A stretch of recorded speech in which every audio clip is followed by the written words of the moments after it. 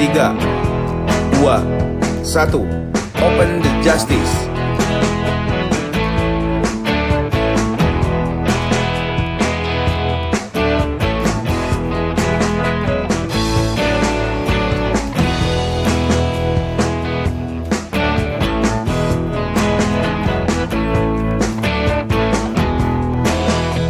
Keadilan, kebenaran, kebebasan, itulah pangkal dari kebahagiaan. Jadi kalau pandangan saya ya, Bang YT Project pada dasarnya adalah ketika kita action, kita akan ada hasil. Ketika kita ada keinginan dan kita sudah melakukan action, itu namanya halusinasi. Kembali bersama WM Wild TV. Hari ini saya diundang oleh YT Project. Banyak hal yang dibahas. Pastikan ikuti sampai akhir. Jangan lupa like, comment, subscribe, and share biar channel WM Wild TV terus berkembang. Asik.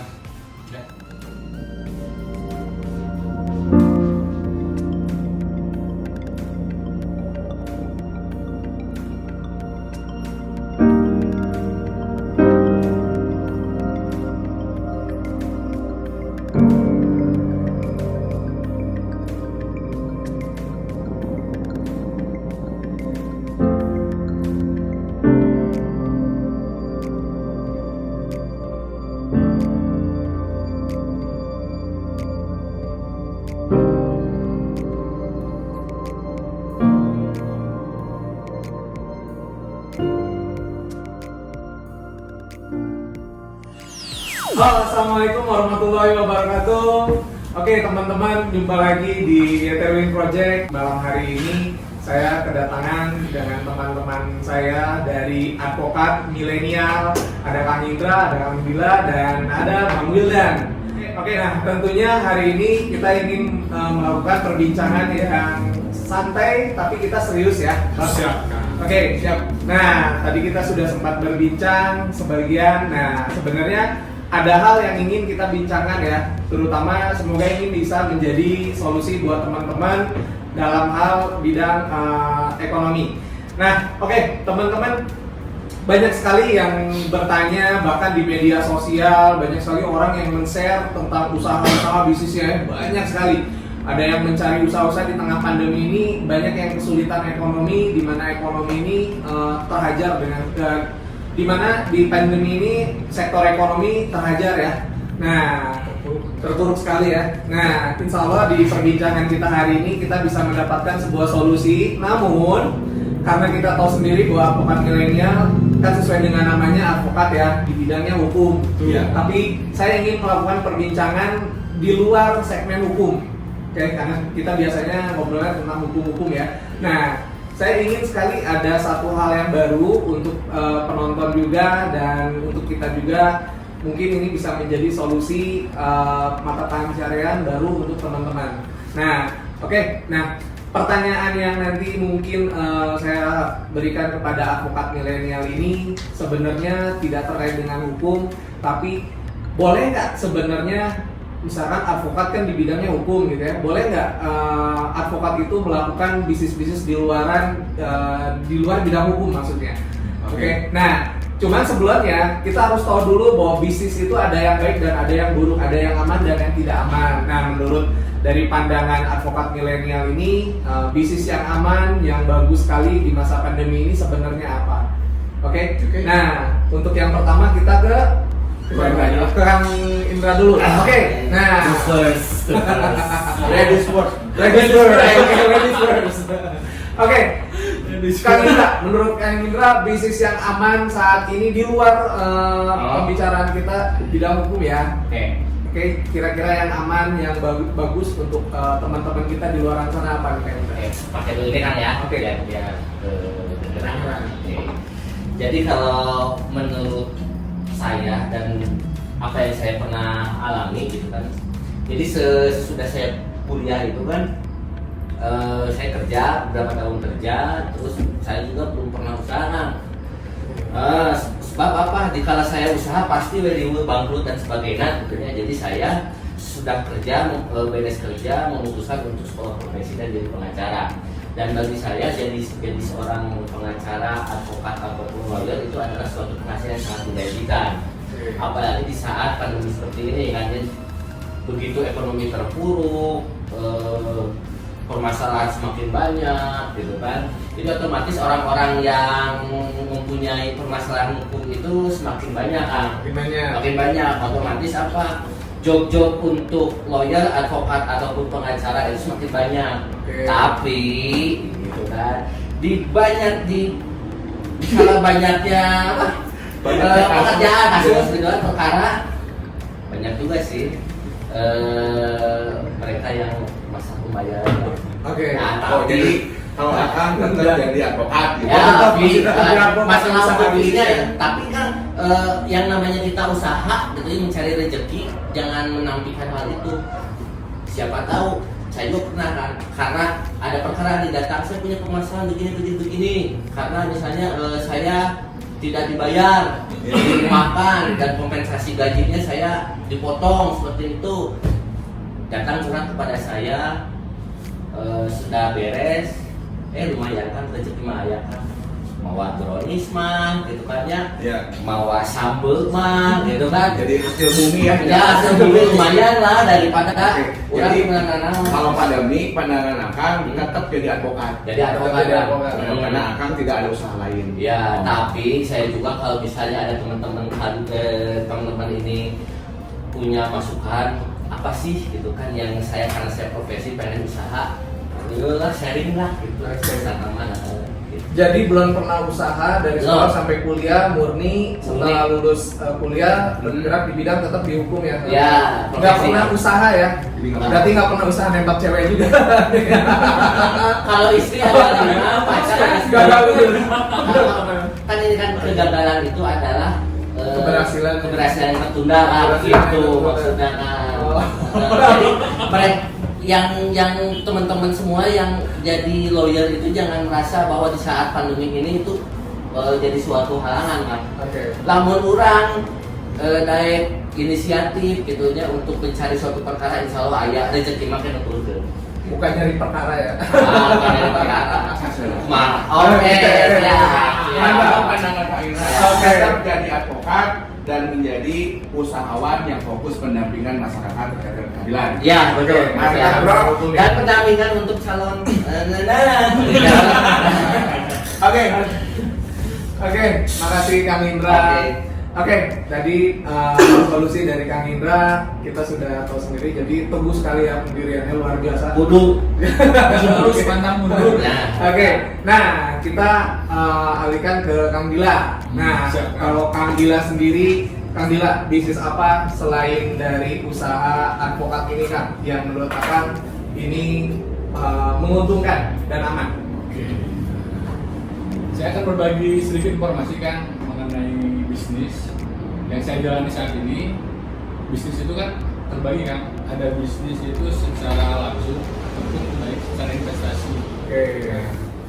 Saya ini memilih dari dua bisnis ini, saya masih berbentuknya bisnisnya investasi kan, tidak berbentuk secara langsung. Kenapa saya tidak memilih berbisnis secara langsung? Betul, bakal jadi pengusaha. Ya memang saya belum ada pengalaman yang hebat sebagai seorang pengusaha gitu kan. Jadi siap bangkrut kan. Nah makanya kenapa saya memilih bisnis yang kedua itu di bidang investasi. Nah karena itu menurut saya lebih aman. Investasi apa? Nah di sini investasi yang aman menurut saya itu adalah emas kan. Investasi emas. Investasi emas. Mas Jawa. Emas logam. Logam mulia. Batangan kan. Masuk Kang Baso. Itu juga punya aset ya. Banyak cabang. Jadi masalah baso. Benar baso. Ini sebenarnya emasnya emas untuk logam mulia. Emas logam. Kenapa kan emas? Kenapa alasannya emas? Kenapa saya memilih logam mulia kan? Karena logam mulia ini untuk bentuk ekonomi ini tidak terkena inflasi kan? Di emas anti inflasi. Anti inflasi. Jadi kapanpun kita mempunyai emas, ekonomi sedang naik turun itu pasti berharga terus. Mengikuti ya.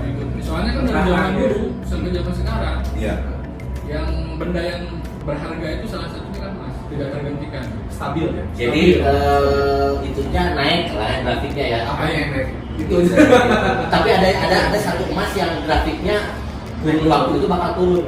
Itu mungkin Mas nol ya. Ya, Mas tukang bakso bertambah umur kan turun gitu kan. Intinya Mas tukang bakso itu adalah salah satu UMKM yang menguntungkan. Walaupun kita banyak emas-emas mengelola tukang emas bakso, emas tukang pecel lele, itu pun salah satu aset. Jadi dalam artian masa pandemi UMKM yang berjualan harus semangat. Oh iya, Jadi iya. tidak ada kita punya niat untuk mengecilkan tuh emas bakso, tidak. Emas bakso keren. Kenapa? Banyak juga sekarang tukang bakso Majajarnya Majajar tidak mau lokal. Ya, betul. Karena bagi saya tuh UMKM itu adalah jembatan bagi saya ya orang yang kelasnya menengah ke bawah terutama. Ya. Nah orang tuh jajan bakso kamol atau pas hese kan sieun itu beli bakso gitu kan. Gitu dari servis. Nah, ya paling itu sih kan kalau menurut saya ya yang saya lakukan saat ini gitu. Nah, baik buat teman-teman sekalian pun kalaupun memang punya uang tapi dia bingung ingin berusaha, ingin usaha gitu kan. Ya. Nah, coba bisa ikuti seperti yang saya lakukan, investasi di bidang emas. Karena memang penghasilannya tidak ada penghasilan sebetulnya di situ, cuman menyimpan case-nya itu lebih baik lah. Ya, Itu kalau yang udah punya modal, gua kan kalau punya modal beli emas dari mana duitnya? Ya kan, bentuk kan. Jadi kalau akan mau dapat hasil dari profesi advokat, punya penghasilan disimpan emas. Kalau kenapa disimpan? Ketika disimpan ini lebih aman tanpa inflasi. Nah, itu kan. Atau anti inflasi. Oh, Iya. bagus kan? Logis. Itu sih. Jadi intinya emas, Emas. hidup emas. Oke, teman-teman, tadi jawaban dari Kang Gila. Nah, ini adalah teman yang terakhir itu akan memberikan satu tambahan ya, bisnis yang saya juga masih penasaran sebenarnya. Bisnis apa sih yang sebenarnya aman, baik, dan menguntungkan di mata Bang Wildan nih? Ini dapat bisnis Nah, ya. ini saya pengen mendengar, soalnya saya belum pernah nanya ya sebenarnya, karena biasanya ngobrolnya hukum lagi. Ini Oke. kayaknya luar biasa. Luar biasa. Patut dicontoh. Save the best for the last. Oke. Save the best for the last. Oke. Terima kasih. Oke. Jadi kenapa perlu mie? Karena biar suaranya cukup jelas. Jadi memang sebelum saya jadi advokat, saya memiliki bisnis gitu kan. Dalam bisnis sukses itu adalah bagaimana mencapai tujuan. Jadi bukan hanya uang. Nah, jadi kalau kita melihat masa pandemi ini banyak juga arahan dari pemerintah kan. Contoh bisnis yang menguntungkan ada di bidang kesehatan.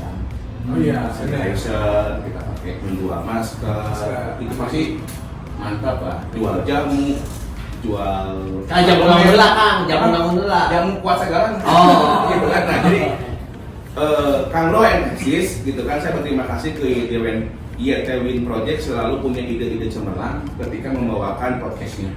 Saya pun senang diundang ke sini ya, walaupun hari ini tanggal 29 Oktober biasanya di rumah gitu kan, tapi hari ini malam-malam diundang kita podcast. Kang Indra punya masukan, fokus aja di advokat gitu kan. Kang Bila bagaimana di logam mulia aman. Pandangan saya adalah masuk ke ranah digital. Nah, digital ini ada digitalisasi, memang sudah era 4.0. Banyak hal yang dapat kita lakukan. Orang suka trading, banyak hal. Pelajari forex, pelajari cryptocurrency yang aman. Yang kalau kripto masuk ya ke NFT, yang udah punya izin, begitu juga forex. Karena apa? Untung rugi tergantung dari tradernya yang menentukan. Betul. Kenapa masuk ke ranah digital? Karena saat ini masa digital. Ada juga, Bang, di mana nih Bitcoin aman nggak? Bagi saya adalah bagi yang paham Bitcoin, salah satu yang menguntungkan. 1 minggu yang lalu harganya 180 juta. Hari ini sudah menyentuh 200 juta. Berarti 1 minggu kalau kita bicara trading, untungnya 20 juta. Nah, hal ini yang harus dipelajari. Kembali ke kita lagi. Nah, kalau saya masuk ke dunia digital, bagaimana kita mempromosikan secara teknologi. Jadikan handphone sebagai sumber penghasilan. Contoh, ada orang yang punya produk unik, jual secara online. Di sana banyak marketplace yang menguntungkan. Setiap marketplace ada ribuan sampai jutaan pembeli. Tapi gini kan, Ya. biasanya ada juga banyak juga teman-teman yang bilang, wah itu kalau bisnis itu saya pun banyak yang rugi kan? Nah, kalau rugi itu pertama belum paham terkait dengan resikonya mulai jalan. Harusnya apa? Pelajari dulu, lakukan dan pelajari resikonya. Tidak ada bisnis yang berisiko. Semua bisnis ada resikonya. Karena yang namanya bisnis pasti ada untung ada rugi kan ya? Ya pasti, yang namanya kita usaha harus siap dengan rugi, harus siap dengan untung. Tetapi di dunia digital ada bisnis tanpa resiko. Contoh, Bang Ewin punya produk, Bang boleh nggak saya jualin produknya? Masukin marketplace. Di sana banyak brand, saya nggak bilang Shopee, saya nggak bilang Traveloka, saya nggak bilang juga Bukalapak, gitu kan? Itu adalah contoh marketplace. Saya nggak bilang itu, Oh, iya. dan tujuan saya pun tidak mempromosikan, gitu kan? Jadi pada dasarnya adalah kalau kita punya produk unik, jual secara online. Yang kedua adalah, Kang, saya mau usaha bingung, nggak punya modal. Ada yang namanya Gojek, Grab, Uber, itu kan jadi sumber penghasilan juga. Jangan sampai kita mengeluh dengan keadaan. Nah, jadi bagi saya manfaatkan teknologinya. Kan saya punya handphone, punya kuota, tapi saya bagaimana sih handphone pertama menghasilkan? Kan dijual. Dari YouTuber. Oh, Ada Londok modal handphone mempromosikan Odading rasa Iron Man yang rasanya kucing banget. Nah, itu menjadikan dia YouTuber sukses sampai sekarang masuk TV dan lain-lain. Intinya viral itu karena kreatif.